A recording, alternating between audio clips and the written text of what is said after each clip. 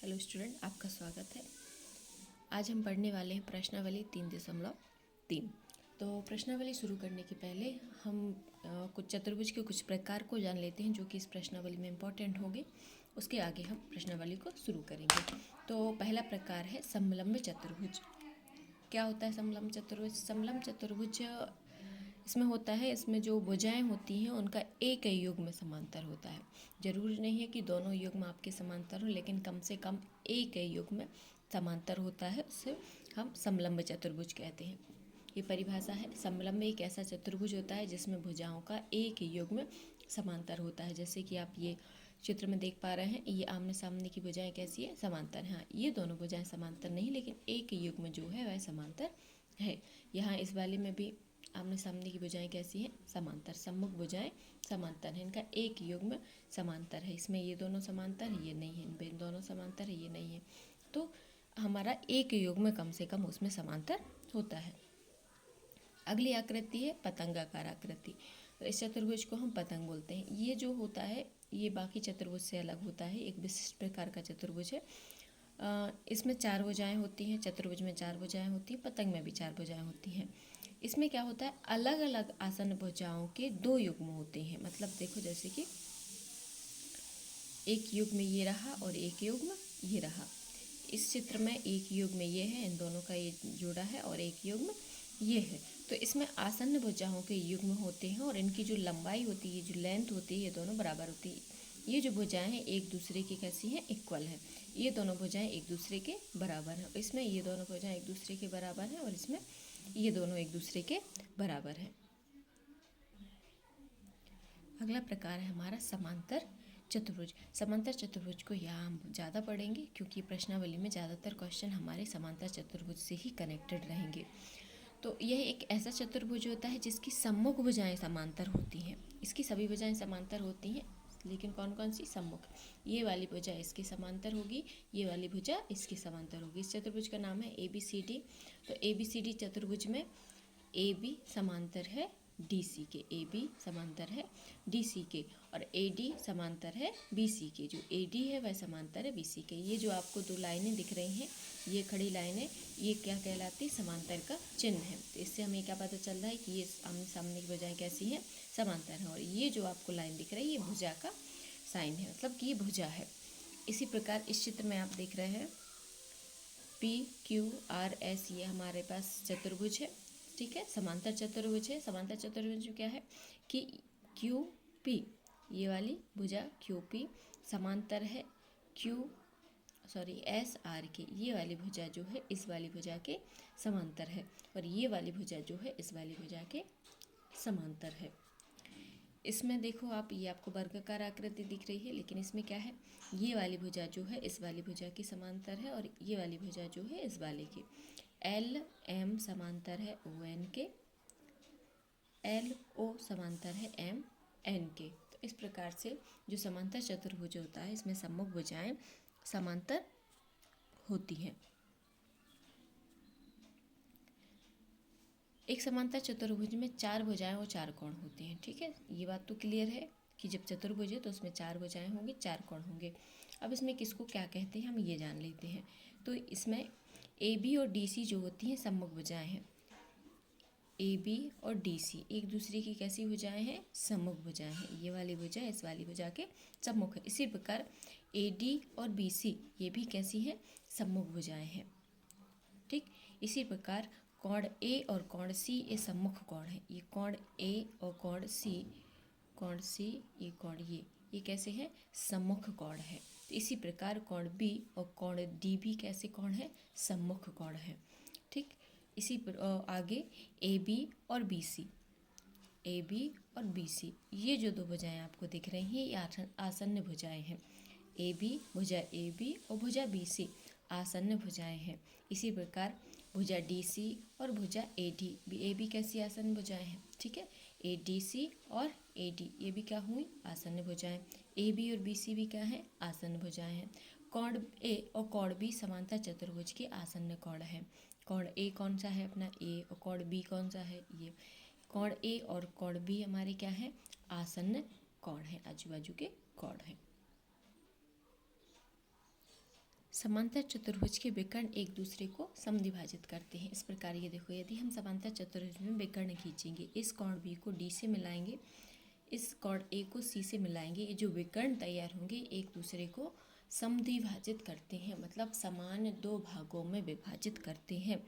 देखो प्रतिच्छेद तो सभी के विकर्ण करेंगे, है ना, ये आपको एक दूसरे को काटेंगे तो, लेकिन जो समांतर चतुर्भुज होगा उसमें क्या होगा, समद्विभाजित करेंगे, समान दो भागों में विभाजित करेंगे। ये वाला भाग इसके बराबर होगा, ये वाला भाग इसके बराबर होगा। तो इतनी बातें हमें इसमें जानना ज़रूरी थी, क्योंकि ये हमें आगे के प्रश्नों में हमारी हेल्प करने वाली है। ठीक, आइए हम प्रश्नावली को शुरू करते हैं। यदि आपने अभी तक चैनल को सब्सक्राइब नहीं किया है तो चैनल को सब्सक्राइब कर लें।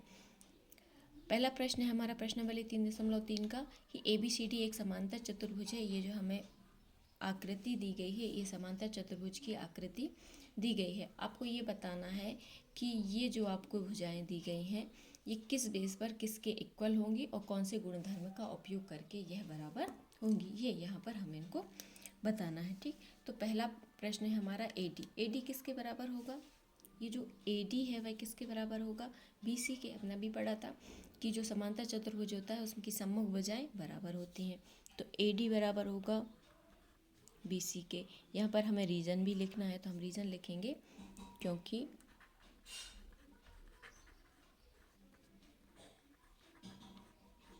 समांतर चतुर्भुज की सम्मुख भुजाएं बराबर होती हैं। ठीक, अगला पूछ रहा है कोण DCB। कोण DCB मतलब किसकी बात हो रही है, इस कोण C की, इस कोण C की बात हो रही है कि ये किसके बराबर होगा। तो जो कोण C बराबर होगा किसके बराबर होगा, कोण A के। हमने अभी भी पढ़ा था कि कोण C बराबर होगा A के, क्योंकि सम्मुख कोण है। तो कोण DCB किसके बराबर होगा, कोण DAB के, इसके बराबर होगा। क्यों बराबर होगा, क्योंकि समांतर चतुर्भुज के सम्मुख कोण बराबर होते हैं।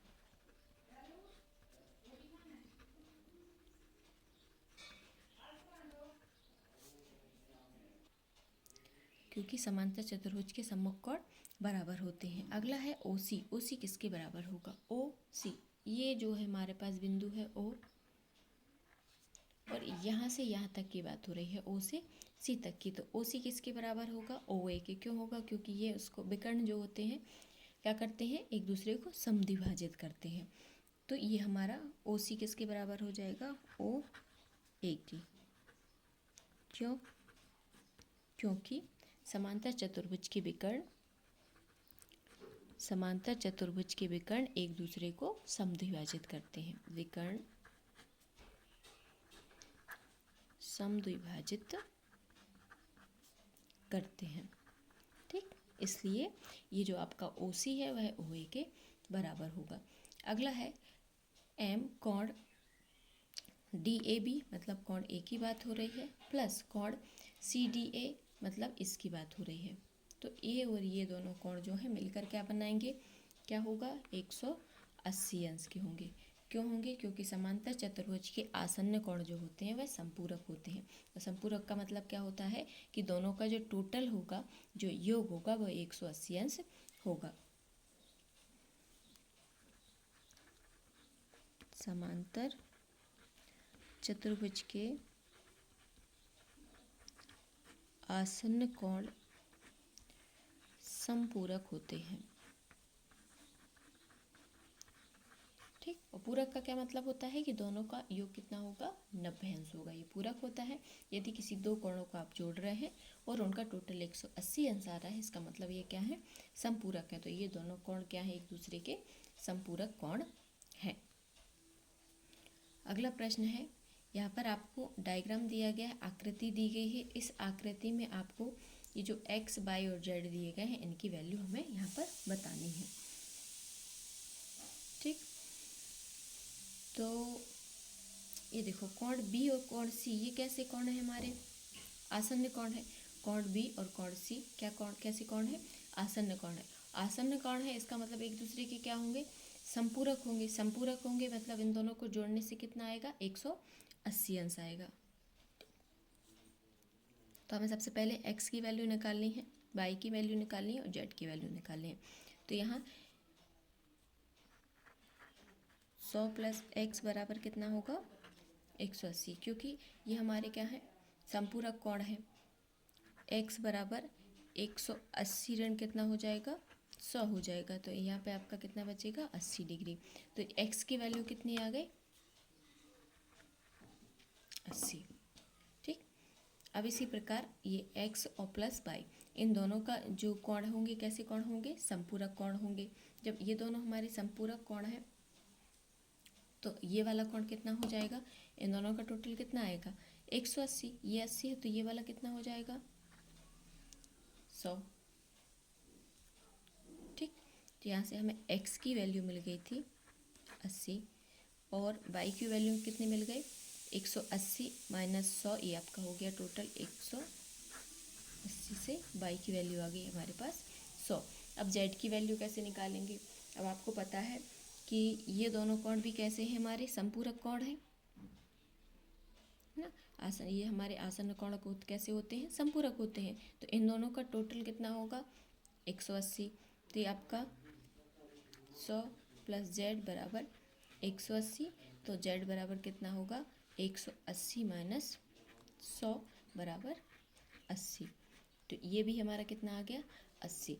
अब जैसा कि हमने पढ़ा था कि ये सम्मुख कोण कैसे होते हैं, बराबर है। ये वाला कोण इस वाले कोण के बराबर आया, ये वाला कोण इस वाले कोण के बराबर आया। तो हम कर क्या सकते थे कि यदि हमने इस x की वैल्यू निकाल ली है तो हम ये जानते हैं कि सम्मुख कोण बराबर होते हैं, तो हम लिख सकते थे x बराबर होगा z के, और x बराबर 80 तो z बराबर भी कितना हो जाएगा, 80। इसी प्रकार हम ये जानते हैं कि सम्मुख कोण बराबर होते हैं, तो ये यदि कोण b बराबर 20 है तो कोण d बराबर भी कितना हो जाए, सॉरी, कोण b बराबर 100 है तो कोण d बराबर भी कितना हो जाएगा, 100। तो हम ये सीधी सीधी परिभाषा लगा के भी इसको कर सकते हैं कि सम्मुख कोण बराबर होते हैं, तो ये दोनों बराबर होंगे और ये दोनों बराबर होंगे।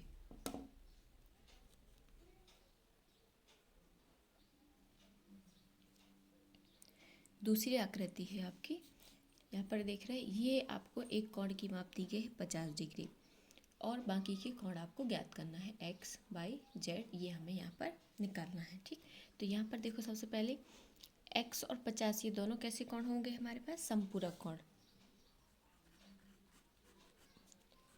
x प्लस 50 बराबर कितना हो जाएगा, 180 अंश। क्यों हो जाएगा, क्योंकि ये कैसे कोण है, संपूरक कोण है। तो x की वैल्यू कितनी आ जाएगी, 180 माइनस 50 और बराबर ये हमारे पास आ जाएगा 130 डिग्री। x की वैल्यू हमारे पास कितनी आ गई, 130।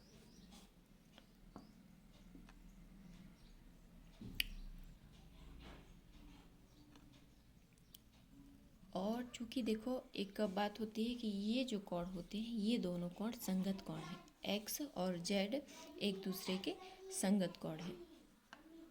z बराबर होगा x के, क्यों होगा, क्योंकि ये संगत कोण है। ठीक, तो ये जो आपका z है और x है, इन दोनों की वैल्यू कितनी हो जाएगी, 130 अंश। तो हमारे पास z की वैल्यू भी कितनी आ गई, 130। अब y की वैल्यू कैसे निकालेंगे हम,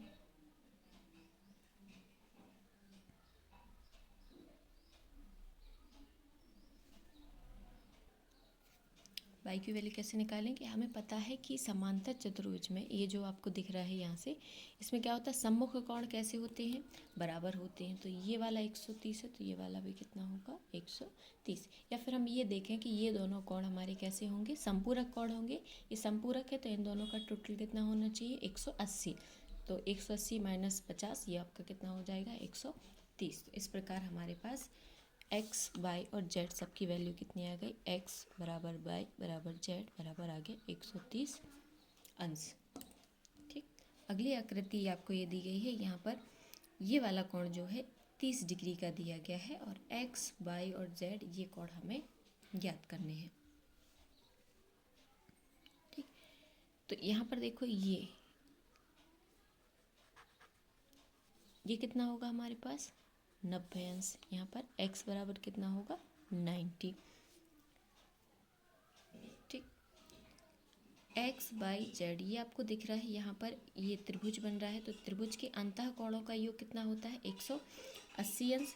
तो हम जोड़ देंगे तो बाई और x प्लस 30 डिग्री बराबर कितना होगा 180 अंश। ठीक, तो बाई प्लस x बराबर कितना हो जाएगा 150। ठीक, दोनों का टोटल हमारे पास कितना आ गया। अब यहाँ x बराबर कितना है हमारा 90, तो x की वैल्यू रख देंगे तो बाई बराबर कितना हो जाएगा बाई प्लस 90 बराबर 150। ठीक, तो बाई बराबर हो जाएगा 150 ऋण 90। ठीक, 150 में से 90 जाएंगे कितना बचेगा, ये आपका 15 में से 9, तो हमारे पास ये कितना आ गया 60 डिग्री। तो बाई की वैल्यू आ गई 60। अब देखो ये जो बाई और जेड ये दोनों होते हैं हमारे एकांतर कोण। ठीक, एकांतर कोण, एक का अंतर लेके जो कोण बने हैं, तो बाई बराबर होगा जेड बराबर 60 डिग्री। क्यों होगा, क्योंकि यह एकांतर कोण है, एकांतर कोण। ठीक, तो x की वैल्यू हमें पता है कितनी है 90, ये आपकी x की वैल्यू आ गई, और y और z की वैल्यू आ गई 60 डिग्री। यही हमें ज्ञात करना था। अगली आकृति है x बाई जेड, ये आपको ज्ञात करना है, और ये वाला जो कोण है ये 80 डिग्री यहाँ पर दिया गया है। तो हमें दिया है z बराबर 80 डिग्री।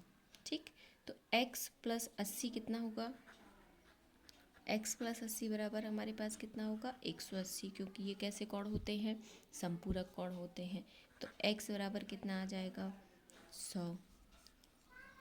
ठीक, इसी प्रकार y बराबर कितना आ जाएगा,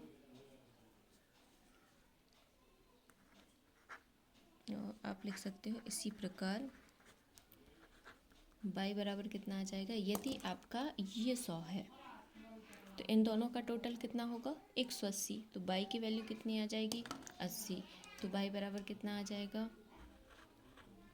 y बराबर आ जाएगा 80। ठीक, अब हमें निकालना है z बराबर, z बराबर 80 यहाँ लिख नहीं पाए, क्यों, क्योंकि संगत कोण है, संगत कोण है, ये वाला और ये वाला कोण कैसे है, संगत कोण है, इसलिए बराबर होंगे। तो z बराबर 80। ठीक, ये दोनों कैसे कोण थे, संपूरक कोण, तो इससे हमने निकाला कितना आ गया 100। ये दोनों कोण भी कैसे थे, संपूरक कोण, तो यहाँ से y की वैल्यू आ गई 80। तो हमारे पास तीनों वैल्यू आ गई, z बराबर 80, y बराबर 80 और x बराबर 100। तो इस प्रकार तीनों वैल्यू हमारे पास आ गई हैं। अगली आकृति है, ये हमारे पास एक समांतर चतुर्भुज है, और इसमें आप ये देख रहे हो इसका एक विकर्ण दिया गया है। ये वाला कोण 40 है, ये ज्ञात करना है, ये वाला कोण ज्ञात करना है, ये वाला और ये वाला 112 है। तो सबसे पहले हम जानते हैं कि समांतर चतुर्भुज के सम्मुख कोण बराबर होते हैं। समांतर चतुर्भुज के सम्मुख कोण कैसे होते हैं, बराबर। सम्मुख कोण बराबर होते हैं। जब सम्मुख कोण बराबर होते हैं तो y बराबर कितना हो जाएगा 112 अंश, यहाँ से y बराबर हो जाएगा 112। ठीक, अब यहाँ आप देख रहे हैं ये एक त्रिभुज बन रहा है, यहाँ से यहाँ तक ये हमारे पास क्या बन रहा है, त्रिभुज। तो x धन y धन 40 बराबर कितना होगा 180 अंश होगा। क्यों होगा, क्योंकि त्रिभुज के तीनों अंतः कोणों का योग कितना होता है 180 अंश, तो इनका योग हो जाएगा 180 अंश। y की वैल्यू कितनी है 112, तो x प्लस 112 40 बराबर 180।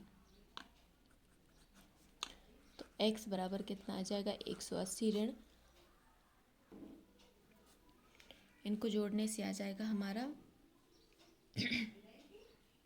152। ठीक, तो x की वैल्यू आ जाएगी 180 माइनस 152, ये हमारा हो जाएगा 28 डिग्री। तो x की वैल्यू हमारे पास आ गई तो ये 28। अब देखो यहाँ से ये देखो x और ये z एकांतर कोण है। एकांतर कोण बनते कैसे हैं? ये z शेप में बनते हैं ना। एक कोण यहाँ बनेगा तो दूसरा कोण यहाँ बनेगा। इन दोनों कोणों को हम एकांतर कोण कहते हैं। तो x और z कैसे होंगे? एकांतर कोण होंगे। तो x बराबर होगा z के, और x की वैल्यू कितनी आई है? 28। तो z की वैल्यू भी कितनी आ जाएगी? 28। तो x और z आ गया 28, y बराबर 112। अगला प्रश्न है, क्या एक समांतर चतुर्भुज हो सकता है यदि, आपको ये बताना है ये जो दी गई आकृति है क्या यह समांतर चतुर्भुज है। कंडीशन अलग अलग दी गई हैं। पहला ये है कि कोण D प्लस कोण B, कोण D और प्लस कोण B बराबर 180 अंश। इन सम्मुख कोणों का योग जो है वह 180 अंश है। तो क्या यह समांतर चतुर्भुज है? ये हमसे पूछा गया है। तो हमें ये बताना है कि क्या यह समांतर चतुर्भुज है। देखो हो सकता है। ये कब हो सकता है ना? जब आकृति हमारे पास कैसी होगी, या आयताकार वर्गाकार है ना, इस प्रकार की हो। मतलब ये जब कोण, ये वाला कोण कितने अंश का बने? 90 का। ये वाली 90 का, ये वाली 90 का। तो इन दोनों का टोटल 180 अंश हो सकता है, लेकिन यह हमेशा संभव नहीं होगा क्योंकि ये कोण छोटे या बड़े भी हो सकते हैं। ठीक, तो ये कोण D प्लस कोण B बराबर 180 अंश हो सकता है, हो सकता है, परंतु यह हमेशा सत्य नहीं है। यह हमेशा नहीं हो सकता है, लेकिन यहाँ एक आध कंडीशन में हो सकता है। अगली आकृति आपको दी गई है। यहाँ पर देखो AB बराबर 8 सेंटीमीटर दिया गया है, DC बराबर 8 सेंटीमीटर दिया गया है, BC बराबर 4.4 सेंटीमीटर और DA बराबर हमें दिया गया है 4 सेंटीमीटर। आपको ये बताना है कि क्या यह समांतर चतुर्भुज हो सकता है। ठीक, तो क्या ये हो सकता है? नहीं हो सकता। क्यों नहीं हो सकता? ये तो आपकी भुजाएं बराबर है, लेकिन ये वाली कैसी हैं? भुजाएं बराबर नहीं है। तो हम लिखेंगे नहीं। क्यों नहीं? क्योंकि समांतर चतुर्भुज की सम्मुख भुजाएं बराबर होती हैं।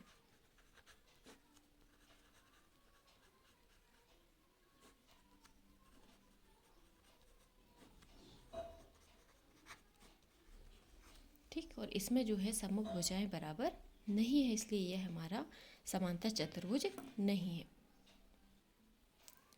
इस आकृति में पूछा गया है, ये जो आकृति दी गई है, अब पूछा है समांतर चतुर्भुज है कि नहीं। अब यहाँ देखो कोण A और कोण C, समांतर चतुर्भुज में क्या होता है? सम्मुख कोण कैसे होते हैं? बराबर होते हैं। और A और C क्या हमें बराबर दिख रहा है? नहीं है। इसलिए चूंकि कोण A बराबर नहीं है कोण C के, इसलिए यह कैसा है? समांतर चतुर्भुज नहीं है। यह समांतर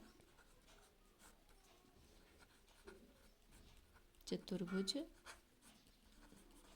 नहीं है। क्यों नहीं है? क्योंकि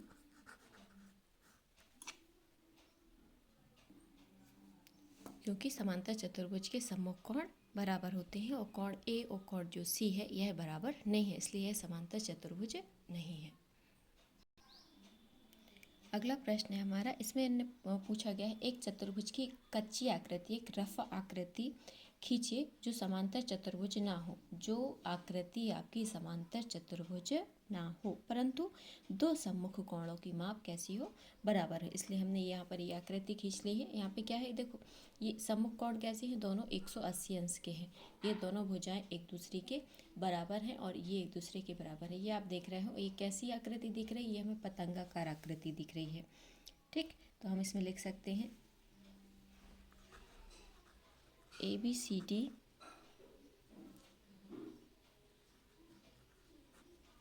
एक चतुर्भुज है जिसमें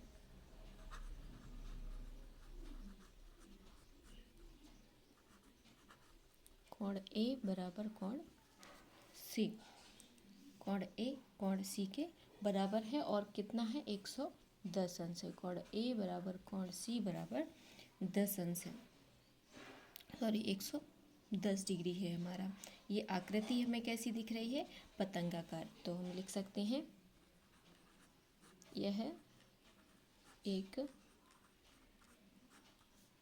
पतंग हो सकती है ना। ये पतंगाकार जैसी दिख रही है, तो ये एक पतंग हो सकती है, लेकिन यह समांतर चतुर्भुज नहीं है। क्यों नहीं है? क्योंकि सभी समभुजाएं आपकी समांतर नहीं है। हाँ, लेकिन इक्वल है, ये वाली इसके इक्वल है, ये वाली इसके इक्वल है, आमने सामने के कोण बराबर हैं।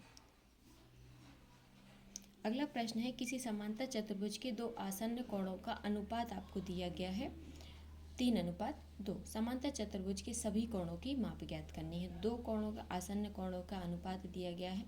हमने मान लिया पहला कोण 2x है और जो दूसरा कोण दिया गया है 3x है, या फिर 3x 2x है। जो अनुपात दिया गया है उसी के अकॉर्डिंग हमने यहाँ पर मान लिया। तो माना चतुर्भुज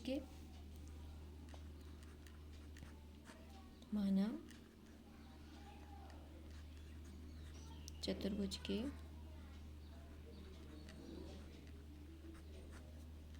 आसन्न कोण 3x और 2x है, ये मान लिया है ना। समांतर चतुर्भुज के आसन्न कोण कैसे होते? संपूरक होते हैं। समांतर चतुर्भुज के आसन्न कोण संपूरक होते हैं। संपूरक का मतलब क्या होता है कि इन दोनों का जो योग होगा वह 180 अंश होगा। तो 3x धन 2x बराबर होगा 180 अंश। तो 5x बराबर 180 अंश। तो x बराबर हो जाएगा 180/5। तो x की वैल्यू कितनी आ जाएगी? 180 को 5 से डिवाइड कर देंगे तो यह आ जाएगा हमारे पास 36 अंश। ठीक, तो ये जो पहला है हमारा आसन्न कोण, एक कोण, इसलिए एक कोण हमने क्या माना था? 3x था। तो 3x बराबर 3 गुणा कितना हो जाएगा? 36, और 3 गुणा 36 मतलब 108 अंश। ठीक, और दूसरा कोण कितना हो जाएगा? दूसरा कोण कितना था? 2x। तो 2 गुणा 36 और ये हमारा हो जाएगा 72 अंश। तो ये दोनों कोणों की माप हमारे पास आ गई और यही माप हमें यहाँ पर निकालनी थी। यदि चारों कोणों की माप का है तो चूंकि ये दोनों कोण भी हमारे कैसे होंगे? संपूरक होंगे। तो 108 और ये और इसका टोटल कितना हो जाएगा? 180। उसमें से हम कम कर देंगे। यहाँ इन दोनों का टोटल भी क्या होगा? संपूरक होगा। तो ये हमारा है 72। तो 180 में से 72 कम कर देंगे तो ये वाले कोण भी आ जाएंगे। अगला प्रश्न है, किसी समांतर चतुर्भुज के दो आसन्न कोणों की माप बराबर है। दो आसन्न कोणों की माप कैसी है? बराबर है। समांतर चतुर्भुज के सभी कोणों की माप ज्ञात कीजिए, प्रश्न है। तो हम मान लेते हैं, माना प्रत्येक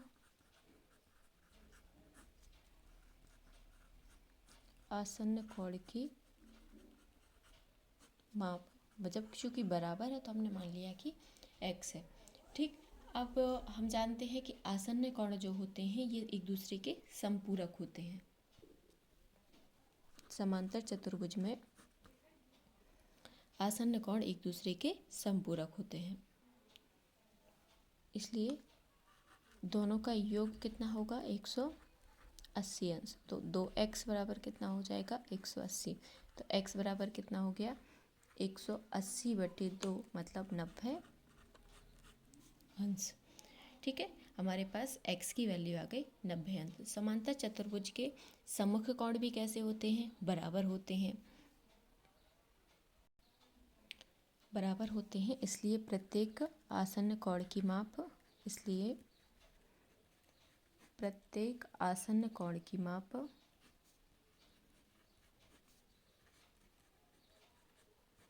90 अंश है। तो ये हमारी सभी कोणों का मान कितना आ गया? 90 डिग्री। अगला है, संलग्न आकृति में आकृति दी गई है HOPE। एक समांतर चतुर्भुज है। x, y और z ये कोण हमें ज्ञात करने हैं। ठीक, तथा प्रयोग किए गए गुण भी लिखिए। मतलब जब आप x, y, z ज्ञात करेंगे तो किस गुण का उपयोग करेंगे ये भी यहाँ पर हमें मेंशन करना है। ठीक, तो यहाँ में दिया गया है, क्या दिया गया है, HOP में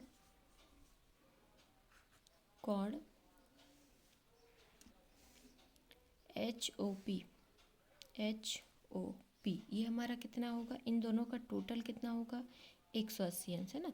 तो कॉड HOP मतलब ये कॉड O और प्लस 70, ये दोनों का सॉरी 70 170 नहीं 70 है ना, प्लस 70 ये O प्लस 70 इन दोनों का टोटल कितना होगा 180। तो कॉड O बराबर कितना हो जाएगा 180 माइनस 70, ठीक। और 180 में से 70 जाएंगे, कितने बचेंगे 110, तो 110 डिग्री। तो ये वाला जो कोण आ गया हमारे पास कितना आ गया 110। अब चूंकि समांतर चतुर्भुज में सम्मुख कोण बराबर होते हैं, तो इसके सामने का कोण कौन है ये, तो ये 110 है, तो x बराबर भी कितना हो जाएगा 110। क्यों, x बराबर हो जाएगा 110 क्योंकि सम्मुख कोण बराबर होते हैं, सम्मुख कोण बराबर होते हैं, ठीक। तो हमें x की वैल्यू 110 कहाँ से पता चली, कोण O से। कोण O बराबर x बराबर कितना हो जाएगा 110, ठीक। ठीक, अब अगला देखिए यहाँ पर, यदि आप इस आकृति को ऐसा देखें तो ये वाला जो कोण है इस वाले कोण के बराबर होगा। क्यों बराबर होगा, क्योंकि ये एकांतर कोण है, तो इसलिए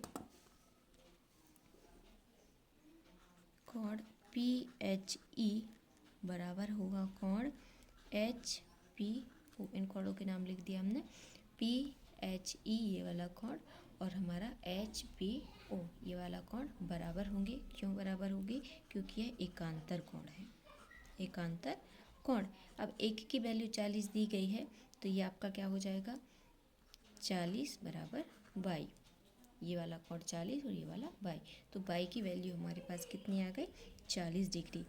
एक्स की वैल्यू कितनी आ गई 110 डिग्री। अब हमें किसकी वैल्यू निकालनी है, जेड की वैल्यू,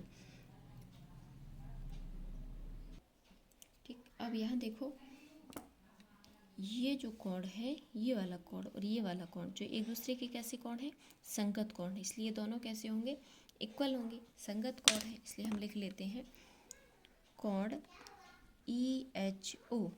EHO बराबर होगा कोण ओके बराबर कितना होगा, ये हमारा कोण O कितना दिया गया है 70 अंश, ठीक। तो ये दोनों हमारे कैसे हो जाएंगे, ये दोनों हमारे कैसे हो गए, बराबर हो गए, ठीक। अब इसकी वैल्यू कितनी है, आधे की 40 और आधे का नाम क्या है जेड, तो EHO को हम 40 जेड लिख सकते हैं, ठीक। बराबर कितना होगा 70, तो जेड बराबर 70 माइनस 40, तो जेड बराबर होगा, आप 70 में से 40 को कम करेंगे तो कितना आ जाएगा 30 डिग्री। तो हमारे पास जेड की वैल्यू कितनी आ गई 30 डिग्री। तो हमारे पास जो आंसर है वह क्या है, एक्स बराबर 110, वाई बराबर 40 और जेड बराबर 30 अंश, ये हमारे आंसर है। हमारा 8वां प्रश्न है, आकृतियाँ दी गई हैं, दो आकृति दिए गए हैं, एक है GUNS, एक आकृति दी गई है GUNS, दूसरी आकृति दी गई है RUNS, और ये समांतर चतुर्भुज है, ये हमें प्रश्न में दिया गया है। निम्न आकृतियाँ GUNS और RUNS समांतर चतुर्भुज है। तो ये पहले से बताया गया है कि ये दी गई आकृति क्या है, समांतर चतुर्भुज है। एक्स और वाई की वैल्यू यहाँ पर हमें निकालनी है, एक्स और वाई का मान निकालना है। तो हम एक एक आकृति को सॉल्व करेंगे। तो पहली आकृति हमारे पास GUNS, आगे पीछे ही पढ़ सकते हैं, SGUN पढ़ सकते हैं, लेकिन जो भी प्रश्न में दिया गया है हम उसको वैसे ही पढ़ेंगे। तो पहली आकृति जो दी गई है, इसमें आप देखो यहाँ पर दिया गया है 3x और बराबर दिया गया 18। समांतर चतुर्भुज में क्या होता है कि आमने सामने की भुजाएं कैसी होती हैं, बराबर। तो 3x बराबर हो जाएगा 18, तो यहाँ से हमारे पास x की वैल्यू आ जाएगी, ठीक। 3/1 और यहाँ पर दिया गया 26, क्योंकि सम्मुख भुजाएं बराबर होती हैं तो ये बराबर हो जाएगा इसके, और यहाँ से हमारे पास y की वैल्यू आ जाएगी। तो हमें x और y दोनों की वैल्यू यहाँ पर निकालनी है। ये शुरू करते हैं।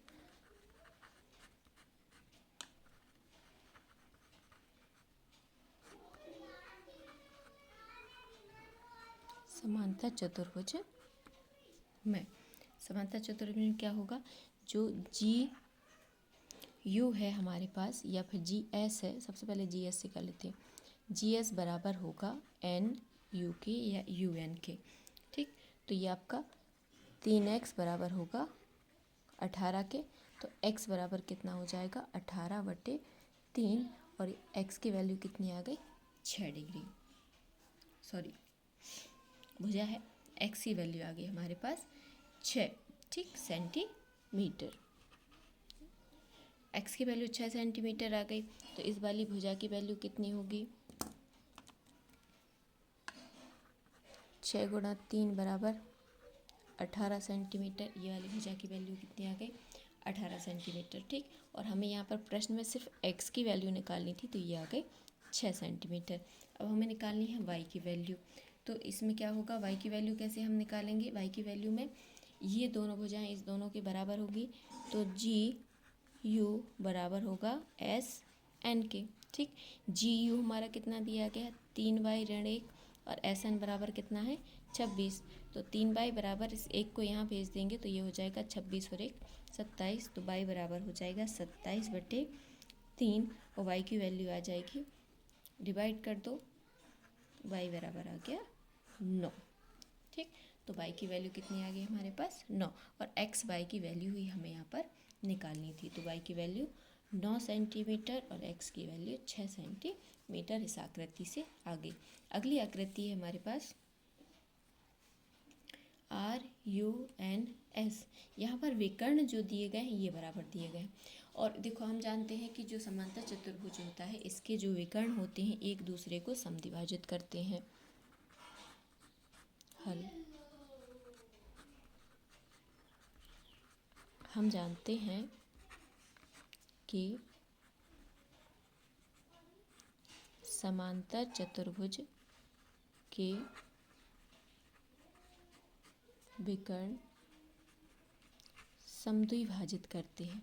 समद्विभाजित करते हैं का क्या मतलब होता है कि एक दूसरे को समान भागों में विभाजित करते हैं। यदि हम इस प्रतिच्छेद बिंदु को O मान लें, तो इसलिए RO बराबर होगा ON के, क्योंकि ये समान भागों में विभाजित करते हैं।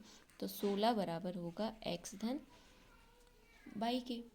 ठीक, तथा दूसरी बात, ये जो होगा वह इसके बराबर होगा, तो SO बराबर होगा OU के, मतलब y धन 7 बराबर होगा 20 के।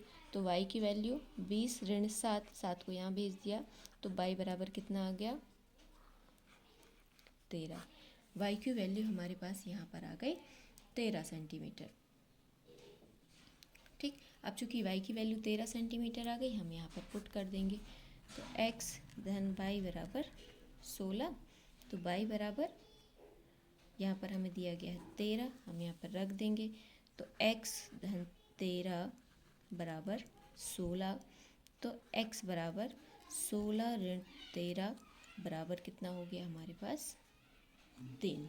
तो x की वैल्यू कितनी आ गई, 3, y की वैल्यू 13, x की वैल्यू 3, तो ये हमारे पास x और y की वैल्यू आ गई।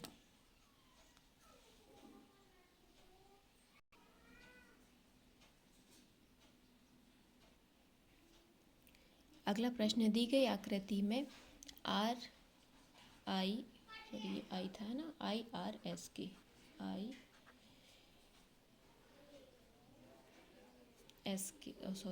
ये L ठीक था, RIS के, ये जो आपको चतुर्भुज दिया गया है ये हमारा समांतर चतुर्भुज है। और CLUE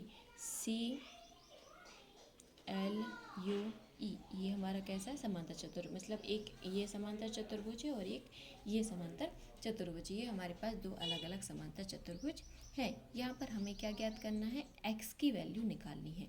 ये जो x दिया गया है इसकी वैल्यू निकालनी है। चलो देखो, यदि ये वाला हमारा क्या है, समांतर चतुर्भुज है, तो इसके सामने का ये कोण कैसा होगा, बराबर होगा। क्यों होगा बराबर, क्योंकि ये कैसे कोण है, सम्मुख कोण है। ये दो आकृति मैंने इसलिए बनाई ताकि यदि आपको काटापीटी से समझ में ना आए, इसलिए अपन ठीक। तो ये हमारा 120 अंश होगा। क्यों होगा 120 अंश?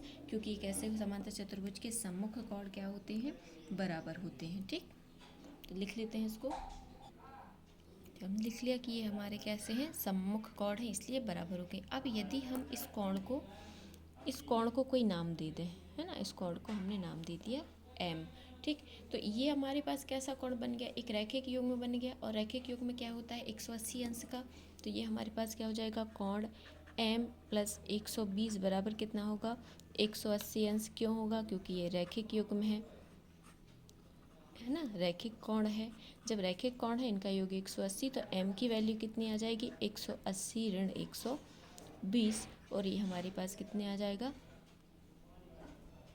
160 डिग्री, है ना। तो कोण m बराबर आ जाएगा 60 अंश। कोण m की वैल्यू आ गई। ठीक, अब इसके बाद ये देखो कोण ECI, ये वाला जो कोण आप देख रहे हो, मतलब इस कोण C की बात कर रहे हैं। किसकी को बात कर रहे हैं, कोण C की। कोण C जो है यह बराबर होगा कोण L के। क्यों बराबर हो गए C कोण L के, क्योंकि ये संगत कोण है। तो कोण C बराबर होगा कोण L। तो कोण C को हम लिखेंगे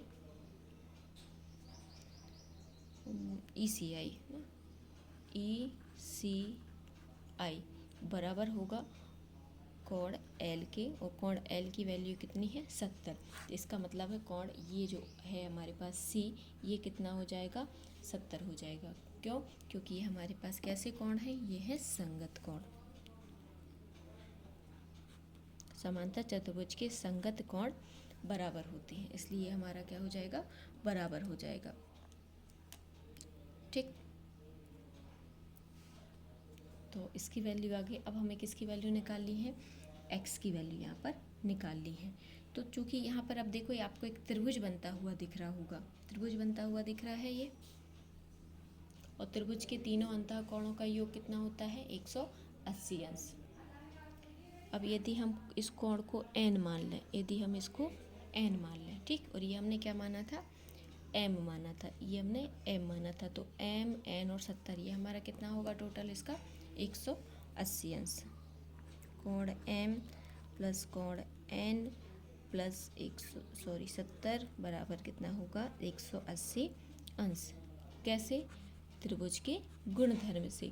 त्रिभुज के गुणधर्म से क्या होता है, त्रिभुज के अंतः कोणों का योग कितना होता है, 180 अंश। ठीक, तो कोण m की वैल्यू हमारे पास है, कोण m की वैल्यू है हमारे पास 60 डिग्री। ठीक, तो कोण n धन कोण m की वैल्यू 60, इसकी वैल्यू 70 बराबर 180 अंश। तो कोण n बराबर हो जाएगा 180 माइनस, ये आपका हो जाएगा 6 और 7 13, 130। तो कोण n की वैल्यू हमारे पास आ जाएगी 130। 180 में से 130 को हम कम कर देंगे तो ये हमारे पास आ जाएगा 50 अंश। तो m की वैल्यू, n की वैल्यू कितनी आ गई, 50। मतलब यहाँ कितना आ गया हमारा, 50। ये हमारा 50 डिग्री आ गया। ये हमें तीनों, अब ये पूरा ज्ञात हो गया। अब ये हमारे पास कैसे कोण है, शीर्षाभिमुख कोण। ये जो हमारा x और कोण n है, ये हमारे शीर्षाभिमुख कोण है। ठीक, कोण x बराबर होगा n के, ठीक, और n बराबर है 50। क्यों होगा, शीर्षाभिमुख कोण,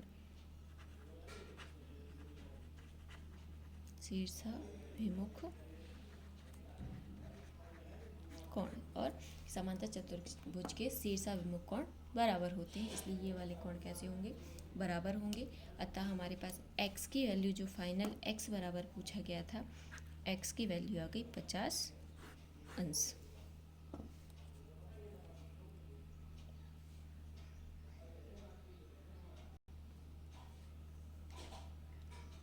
अगला क्वेश्चन है, बताइए कैसे यह आकृति एक समलंब है। ये जो आकृति दी गई है सामने अपन को, आकृति दिख रही है, आकृति समलंब है, लेकिन कैसे यह समलंब है ये बताना है।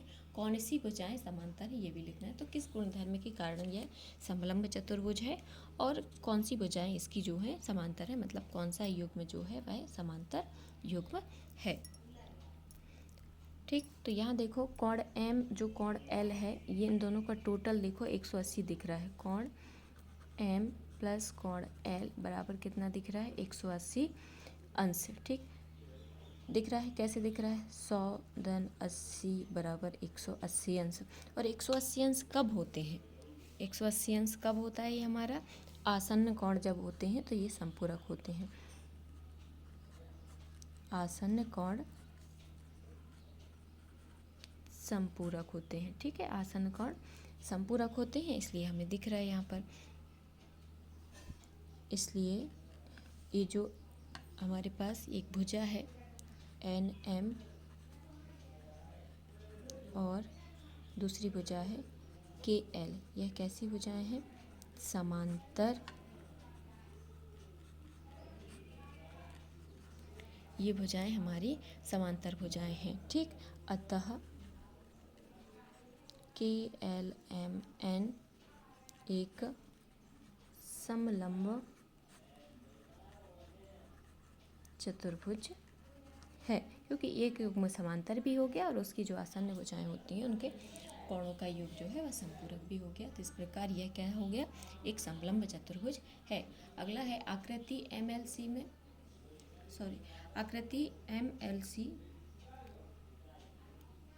कोण है ये, आकृति में कोण सी ज्ञात कीजिए। कोण सी ज्ञात कीजिए यदि ए बी समांतर है डी सी के। यदि ए बी समांतर है डी सी के तो कोण सी हमें ज्ञात करना है। तो यहाँ कोण बी प्लस कोण सी बराबर कितना होगा? 180 अंश होगा। क्यों होगा? क्योंकि आसन्न कोण संपूरक होते हैं। ठीक, लिख लो, आसन्न कोण संपूरक होते हैं। चूँकि आसन्न कोण संपूरक होते हैं इसलिए हमारा क्या होगा? इन दोनों का टोटल कितना होगा? 180। तो ये आपका कोण सी बराबर आ जाएगा 180 ऋण 120। तो कोण सी बराबर 180 में से 20 जाएंगे, कितना बचेगा? 60 डिग्री। क्यों? चूँकि हमें यहाँ पर दिया गया था कि ये भी समांतर है डी सी के। तो इस प्रकार कोण सी की वैल्यू कितनी आ गई? 60 अंश। अगला और इस प्रश्नावली का आखिरी प्रश्न है हमारा, आकृति में कोण पी और कोण एस की माप ज्ञात कीजिए। पी और एस हमें ज्ञात करना है। यदि एस पी जो हमारे पास एस पी भुजा है यह समांतर है आर क्यू भुजा के, ये दोनों भुजाएं जो हैं समांतर हैं और हमें ये दोनों कोण ज्ञात करके बताने हैं। ठीक, तो यहाँ क्या होगा? यहाँ जो कोण P है और जो कोण Q है इनका टोटल कितना होना चाहिए? 180 अंश। क्यों होना चाहिए? कोण P धन कोण Q बराबर 180 अंश, क्योंकि ये कैसे होंगे हमारे पास? आसन्न कोण। आसन्न कोण कैसे होते हैं? संपूरक। आसन्न कोण संपूरक होते हैं, इसलिए कोण P प्लस कोण Q बराबर होगा 180। तो कोण P बराबर हो जाएगा 180 माइनस कोण Q। तो कोण P बराबर 180 ऋण 130। ठीक, ये हो गया हमारे पास 50 डिग्री। कोण P की वैल्यू आ गई 50 डिग्री।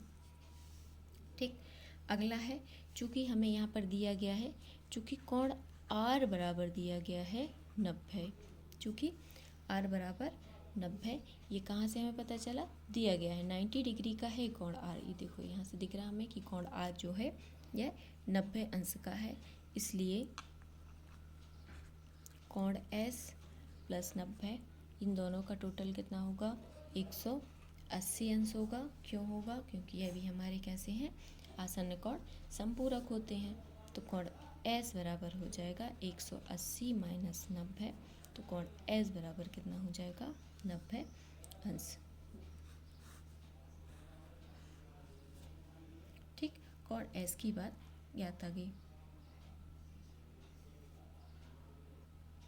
इसमें प्रश्न आगे भी था कि क्या P को ज्ञात करने की एक से अधिक विधि हैं। जो कोण P है, इस कोण P को ज्ञात करने की क्या एक से अधिक विधि हैं, तो हम ये वाली बात भी कर लेते हैं। क्वेश्चन में नहीं लिखी है, आपकी किताब में है कि क्या पी को ज्ञात करने की एक से अधिक विधि है, तो हम लिखेंगे हाँ, कोण पी को ज्ञात करने की एक से अधिक विधि है। ठीक, अब चूंकि है तो कोई एक विधि हमें करके दिखानी होगी। तो चूंकि चतुर्भुज के जो कोण होते हैं उन सबका टोटल कितना होता है, 180 अंश। चतुर्भुज के कोण गुणधर्म से क्या होता है, इन सभी का टोटल होता है 360 अंश। तो कोण S प्लस कोण R, कोण Q प्लस कोण P बराबर होगा 360 अंश। ठीक, S 90 है, R 90 है। ठीक, कोण Q बराबर दिया गया है 130, कोण P हमें निकालना है बराबर 360 अंश। इन सबको जोड़ देंगे, इन सब का टोटल कितना हो जाएगा, 310 प्लस कोण P बराबर 360। तो कोण P बराबर 360 ऋण 310। तो कोण P की वैल्यू यहाँ से हमारे पास कितनी आ गई, 50 अंश। तो इस प्रकार हम P की वैल्यू दो तरीके से ज्ञात कर सकते हैं। तो हमने P का मान पहले इस तरीके से ज्ञात किया था, ये भी हमारा एक तरीका है। दूसरा ये, तो हाँ, P को ज्ञात करने की एक से अधिक विधि है। तो इस प्रश्नावली में इतने ही क्वेश्चन थे। मिलते हैं हम अगली प्रश्नावली में आगे के क्वेश्चनों के साथ। वीडियो में बने रहें। यदि आपने चैनल को अभी तक सब्सक्राइब नहीं किया है तो चैनल को सब्सक्राइब कर लें, वीडियो को लाइक करें, अपने दोस्तों के साथ शेयर करना ना भूलें। मिलते हैं अगली वीडियो में आगे की प्रश्नावली के साथ। Thank you so much.